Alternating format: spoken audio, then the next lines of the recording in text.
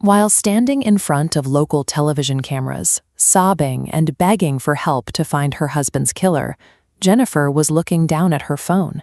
She was actively transferring thousands of dollars in victim relief funds directly to the man who pulled the trigger. The victim was her husband, Jamie Faith. He was a successful, widely liked IT director for American Airlines. On the morning of October 9, 2020, Jamie stepped out of his Dallas, Texas home for a routine log walk alongside his wife. Detectives initially treated the shooting as a random act of urban violence.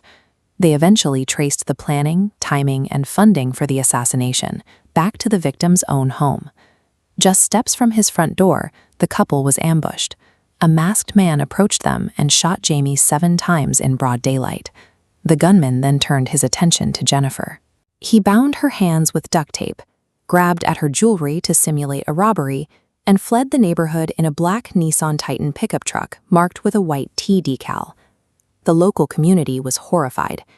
Neighbors quickly launched a GoFundMe campaign to cover funeral expenses and support the grieving widow, rapidly pooling together more than $60,000. Jennifer immediately took control of her public narrative. She went on local news broadcasts, pleading with the citizens of Dallas to check their security cameras and help track down the killer's black truck. She used the neighborhood's emotional and financial support to provide cover for herself, even while the police were still searching for the getaway vehicle. A forensic download of Jennifer's phone revealed a communication log that spanned months. In total, she had exchanged over 116,000 text messages with an ex-boyfriend named Darrin Lopez. Lopez was a retired Army Special Forces veteran. During his deployment in Iraq, he survived an IED explosion that left him with a severe traumatic brain injury. Texas detectives sent an aerial surveillance unit over Lopez's rural Tennessee property.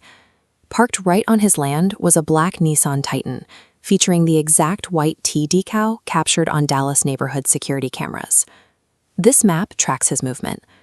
By combining cell phone pings with credit card purchases at gas stations, investigators proved Lopez drove 650 miles straight from his home to the Faith's driveway on the morning of the murder. The location data physically placed Lopez at the crime scene. However, the motive for the trip was buried in the thousands of texts that detailed the specific lies Jennifer had told him. This flowchart outlines Jennifer's alternate reality. She set up fake email accounts impersonating her husband, Jamie, and a friend, Rob, to message Darrin directly. Posing as Jamie, she sent Darrin graphic emails detailing horrific physical abuse, explicitly challenging him to stop the violence.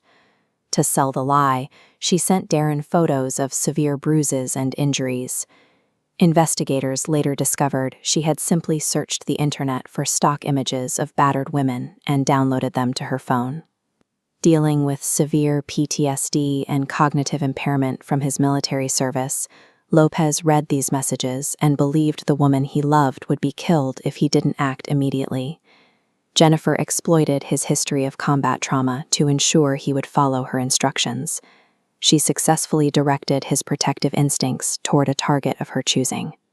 In the days following the murder, Jennifer texted Darrin to coordinate their alibis. She instructed him to factory reset his phone and immediately peel the T sticker off his truck to avoid detection. She then tapped into the $60,000 her neighbors had donated for her recovery. She used the GoFundMe cash to buy Darrin a large screen TV, airline tickets, and to pay off credit cards she had mailed to him. She relied on digital banking, texts, and emails to control the hit and cover-up from afar. Those exact digital conveniences created a permanent record for law enforcement to follow. ATF agents arrested Lopez at his Tennessee home, where they found the .45 caliber murder weapon. Months later, federal prosecutors charged Jennifer with murder for hire. Sitting in a Dallas County jail cell, Lopez was visited by his stepdaughter. She showed him the court documents outlining Jennifer's email scheme, proving that the abuse was entirely fabricated and that he had murdered an innocent man. Facing the death penalty, Jennifer pleaded guilty and received a life sentence in federal prison. Darrin Lopez was convicted of murder and received a sentence of 62 years. One woman's fabricated reality led to her husband's death, the imprisonment of a decorated veteran, and the permanent betrayal of an entire community's trust.